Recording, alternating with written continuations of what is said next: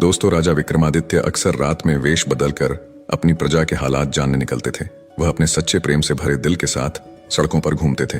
एक रात जब वह अमृत बेला में घूमते हुए शहर के चक्कर लगा रहे थे, उन्होंने देखा कि एक युवा लकड़हारा एक पेड़ पर चढ़ रहा है। उसकी आंखों में जीवन की आशा और मेहनत की चमक थी।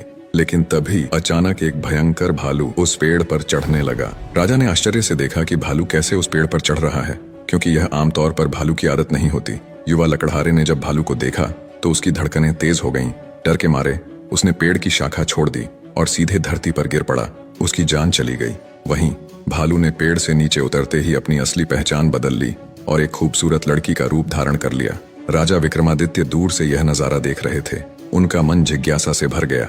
वह सोचने लगे, यह लड़की अब क्या करेगी। कुछ ही समय बाद राजा के दो सैनिक जो रात की गश्त पर थे वहां पहुंचे। संयोगवश वे असली भाई थे।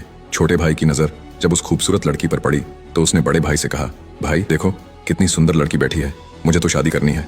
बड़े भाई ने कहा, नहीं, जब तक मैं हूं तुम उससे शादी नहीं कर सकते, मुझे पहले उसका हाथ मांगना चाहिए। छोटे भाई ने तुरंत विरोध किया, मैंने उसे पहले देखा है, इसलिए मैं उससे शादी करूंगा। दोनों भाइयों के बीच बहस बढ़ गई। अंततः बड़े भाई ने सुझाव दिया, हम क्यों ना उससे पूछें, जो भी उसे पसंद आएगा वह उससे शादी कर लेगा। जब दोनों भाई उस खूबसूरत लड़की के पास पहुंचे, बड़े भाई ने पूछा, हे सुंदरी, तुम कौन हो और यहाँ क्या कर रही हो। लड़की ने जवाब दिया, मैं पास के गांव में रहती हूँ और अपने पति की खोज में इस जंगल में घूम रही हूँ। छोटे भाई ने पूछा, तुम्हारा पति कहाँ है, अगर तुम चाहती हो तो हम तुम्हारी मदद कर सकते हैं। लड़की ने मुस्कुराते हुए कहा, मैं अभी अविवाहित हूँ और एक योग्य व्यक्ति की खोज में हूँ। छोटे भाई ने गर्व से कहा, हम दोनों भाई अभी अविवाहित हैं, तुम चाहो तो किसी एक से शादी कर सकती हो। लड़की ने एक शर्त रखी, मैं उससे ही शादी करूंगी जो तुम दोनों में से सबसे बहादुर और शक्तिशाली होगा। ये सुनकर दोनों भाइयों में लड़ाई शुरू हो गई। अपनी बहादुरी साबित करने के लिए उन्होंने अपनी तलवारें निकाली और एक दूसरे को घातक चोटें पहुंचाई। अंततः दोनों भाइयों ने एक दूसरे को मार डाला और लड़की ने खौफनाक तरीके से हंसते हुए एक दिशा में चलना शुरू किया। राजा विक्रमादित्य जो दूर से यह सब देख रहे थे, एक कदम और बढ़ते हुए उस लड़की का पीछा करने लगे। लेकिन इस घटना ने उनकी सोचने की शक्ति को जकड़ लिया। सूरज की किरणें धीरे धीरे चमकने लगीं, पर राजा विक्रमादित्य अपनी भूख और प्यास को भूल चुके थे। उनकी जिज्ञासा उस रहस्यमयी लड़की के बारे में जानने की थी। लगभग 200 कदम चलने के बाद राजा विक्रमादित्य की आंखें फिर से चौंधिया गईं। अब उस खूबसूरत लड़की ने अपना रूप बदलकर एक जहरीले नाग का रूप धारण कर लिया। वह नाग तेजी से आगे बढ़ा। नाग ने एक नदी के किनारे पहुंचकर कुछ क्षण रुका और फिर अचानक नदी में कूद गया। राजा विक्रमादित्य उस किनारे पर खड़े होकर यह सब देख रहे थे। थोड़ी ही देर में नाग ने एक नाव पर छलांग लगा दी, जिसमें लगभग 20 से 25 लोग सवार थे। जैसे ही नाग ने नाव में प्रवेश किया, वहां अफरा तफरी मच गई। लोग अपनी जान बचाने के लिए नदी में कूद पड़े। जो तैरना जानते थे वे तैर कर किनारे तक पहुंच गए और जो नहीं जानते थे वे डूब कर मर गए। कुछ समय बाद नाग फिर से नदी से बाहर आया और नदी के किनारे चलने लगा। विक्रमादित्य ने उस नाग का पीछा करना जारी रखा। कुछ दूर जाने के बाद राजा विक्रमादित्य ने फिर से देखा कि वह नाग एक वृद्ध ब्राह्मण के रूप में बदल गया है। राजा ने सोचा, अब यह सही समय है इस रहस्यमय प्राणी से जानकारी प्राप्त करने का। विक्रमादित्य तेज कदमों से उस ब्राह्मण के पास पहुंचे और हाथ जोड़कर नमस्कार किया। वृद्ध ब्राह्मण ने भी हाथ उठाकर अभिवादन स्वीकार किया और आशीर्वाद दिया। राजा विक्रमादित्य ने वृद्ध ब्राह्मण से पूछा, हे ब्राह्मण देव, तुम कौन हो। ब्राह्मण ने निराशा से कहा, क्या तुम नहीं देख सकते, मैं एक ब्राह्मण हूँ। राजा ने फिर से कहा, तुम झूठ बोल रहे हो, तुम ब्राह्मण नहीं हो, है ना। ब्राह्मण ने चिढ़ते हुए कहा, फिर तुम मुझे बताओ मैं कौन हूँ। राजा ने कहा, तुम वह नहीं हो जो तुम दिखते हो। ब्राह्मण ने उत्तर दिया, जो भी मैं हूँ तुम्हें उससे क्या मतलब, तुम अपने काम से काम रखो और अपनी राह देखो। राजा विक्रमादित्य ने दृढ़ता से कहा, मैं तुम्हें बिना सच जाने नहीं छोड़ सकता, तुम्हें सच बताना ही होगा। ब्राह्मण ने फिर कहा, मैंने तुमसे कहा ना कि मैं एक ब्राह्मण हूँ। राजा ने कहा, तुम मुझसे झूठ नहीं बोल सकते, मैंने तुम्हें तब से देखा है जब तुमने लकड़हारे को मार डाला था। फिर तुमने एक सुंदर लड़की का रूप धारण किया और उन दो सैनिकों को एक दूसरे को मारने पर मजबूर किया। फिर तुम जहरीले नाग में बदल गए और नदी में कूद पड़े। तुमने नाव पर सवार लोगों में अफरा तफरी मचाई। अब तुम एक वृद्ध ब्राह्मण के रूप में हो। सच सच बताओ, तुम कौन हो। राजा विक्रमादित्य की बातें सुनकर ब्राह्मण ने कहा, अगर मैं नहीं बताऊं तो तुम क्या करोगे। राजा ने अपनी तलवार निकालते हुए कहा, तब तैयार हो जाओ मरने के लिए। तुम्हें नहीं पता कि यह विक्रमादित्य की नगरी है। तुम इतने लोगों की जान लेकर इस पवित्र राजा के राज्य में जीवित नहीं रह सकते। अब सच्चाई बताओ। ब्राह्मण ने राजा की इस प्रशंसा पर जोर से हंसते हुए कहा, मुझे पता है कि यह शहर सम्राट विक्रमादित्य का है और तुम वही विश्व प्रसिद्ध सम्राट हो। फिर भी एक बात जान लो, तुम मुझे नहीं मार सकते। एक दिन आएगा जब मैं तुम्हें मरने पर मजबूर कर दूंगा। राजा विक्रमादित्य उसकी बातों को सोचने लगे। जो इस भेष में भी मुझे पहचानता है वह साधारण व्यक्ति नहीं हो सकता। फिर उन्होंने थोड़ी विनम्रता दिखाई और कहा, अब जब तुमने मुझे पहचान लिया है, कृपया मुझे बताओ कि तुम सच में कौन हो। ब्राह्मण ने कहा, तुम एक राजा हो और राजहट पर अड़े हुए हो, इसलिए मुझे तुम्हें सारी बातें बतानी पड़ेगी, मगर तुम मेरी बातों में विश्वास नहीं करोगे, इसलिए सबसे पहले मुझे तुम्हें बताना होगा कि मैं कौन हूँ। तो हे राजा, ब्राह्मण ने कहना शुरू किया, अब ध्यान से सुनो कि मैं कौन हूँ और तुम्हारी राजधानी में क्यों आया हूँ। मेरा नाम काल है। तुम जानते हो कि इस दुनिया में जन्म लेने वाले सभी जीवों की मृत्यु निश्चित है, इसलिए इस भूमि को मृत्यु लोक भी कहा जाता है। जब कोई जीव माँ के गर्भ में आता है तो सब कुछ बनने के बाद आत्मा उसमें प्रवेश करती है और जीवन जागृत होता है।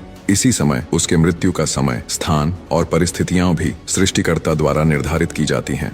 हे राजा, ब्राह्मण ने आगे कहा, तुम जानते हो कि चित्रगुप्त हर जीव की जीवन और मृत्यु का रिकॉर्ड रखते हैं।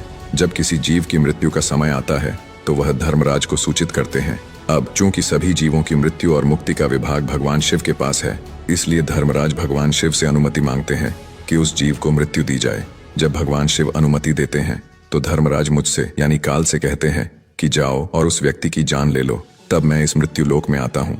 ब्राह्मण ने अपनी बातें जारी रखी, मुझे पता होता है कि कौन जीव कब, कहाँ और किन परिस्थितियों में मरेगा।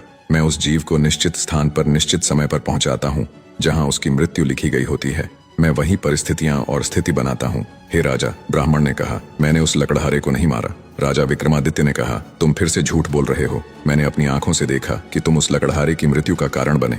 ब्राह्मण ने कहा, बिल्कुल, मैं कारण बनता हूँ, लेकिन भौतिक लोग सोचते हैं कि लकड़हारा पेड़ से गिरकर मर गया और फिर मुझे धर्मराज के आदेश का पालन करना होता है। उसकी मृत्यु पेड़ से गिरने के कारण लिखी गई थी, इसलिए मैंने एक रूप धारण किया और वही परिस्थितियां उत्पन्न की ताकि वह उस घटना का शिकार हो जाए। सोचो, ब्राह्मण ने समझाया, अगर मैं असली रिच होता तो क्या वह कभी पेड़ पर चढ़ पाता? वह कभी नहीं चढ़ सकता था, लेकिन मैं वहां था और मेरे लिए कुछ भी असंभव नहीं है। अगर हम उन सैनिक भाइयों की बात करें तो मैंने उन्हें भी नहीं मारा, क्योंकि उनकी मृत्यु एक दूसरे के हाथों लिखी गई थी। इसलिए मैंने उनके लिए एक सुंदर लड़की का रूप धारण किया। नाव में जो कुछ लोगों की मृत्यु डूबने के कारण हुई, उनकी मृत्यु भी इसी तरह लिखी गई थी। इसके लिए मुझे भयानक नाग का रूप धारण करना पड़ा और उस नाव में जाना पड़ा। ब्राह्मण ने राजा की ओर देखा और कहा, हे राजा, मुझे लगता है कि अब तुम समझ गए होगे कि मैं कौन हूँ और क्यों आया हूँ, और तुमने यह भी समझ लिया होगा कि समय, स्थान और परिस्थितियों का भौतिक जीवन में कितना महत्वपूर्ण रोल होता है। राजा विक्रमादित्य ने काल के रूप में उपस्थित बूढ़े ब्राह्मण की बातें ध्यान से सुनी और उनके चेहरे पर गंभीरता छा गई। काल ने कहा, हे राजा, अब मैं जा रहा हूँ। राजा विक्रमादित्य ने विनम्रता से कहा, हे कालदेव, आपने मुझे बहुत अच्छी जानकारी दी है, जिसके लिए मैं आपका धन्यवाद करता हूँ। कृपया जाने से पहले मेरा एक और सवाल का जवाब दें। काल ने कहा, पूछो, जो भी पूछना है जल्दी पूछो, क्योंकि मेरे पास यहाँ रहने का ज्यादा समय नहीं है। राजा ने पूछा, कृपया बताएं कब और कहाँ और कैसे मेरी मृत्यु होगी। कालदेव ने उत्तर दिया, हे राजेंद्र, मैं तुम्हें बता सकता हूँ कि तुम कहाँ और कैसे मरोगे, लेकिन कब मरोगे यह नहीं बता सकता। राजा विक्रमादित्य ने आश्चर्य से पूछा, हे कालदेव, मृत्यु का समय बताने में तुम्हारी क्या आपत्ति है? काल ने गंभीरता से कहा, हे राजा, अगर मैं तुम्हें समय पहले से बता दूं तो तुम इसी पल से चिंता करने लगोगे, और तुम जानते हो चिंता चिता के समान होती है। अभी तुम्हें अपने शासन में कई शुभ कार्य करने हैं और लोगों के कल्याण के लिए महान कार्य करने हैं। राजा विक्रमादित्य ने संतोष से कहा, ठीक है, अगर समय नहीं बता सकते तो कम से कम मुझे बताएं कि मैं कहाँ और कैसे मारा जाऊंगा। काल ने कहा, सुनो राजन, तुम्हारी मृत्यु तुम्हारे अपने महल में सीढ़ियों से फिसलकर होगी। यह सुनकर राजा विक्रमादित्य की आंखें चौड़ी हो गईं। काल ने अपनी बात कहकर तेजी से एक दिशा में चलना शुरू किया और कुछ दूरी पर वह अदृश्य हो गया। अब तक सूर्यदेव भी अस्त हो चुके थे और चारों ओर अंधेरा छा गया था। राजा विक्रमादित्य अब शारीरिक और मानसिक रूप से थक चुके थे। अपने मन में गहरी सोच के साथ उन्होंने तेज कदमों से अपने महल की ओर बढ़ना शुरू किया। दोस्तों, आज की कहानी ने हमें एक गहरे सत्य से अवगत कराया कि काल किसी का इंतजार नहीं करता। चाहे राजा विक्रमादित्य हो या हम, हर किसी के जीवन में समय और परिस्थितियों की महत्वपूर्ण भूमिका होती है। इसलिए जीवन को संजीवनी की तरह जिए और हर पल का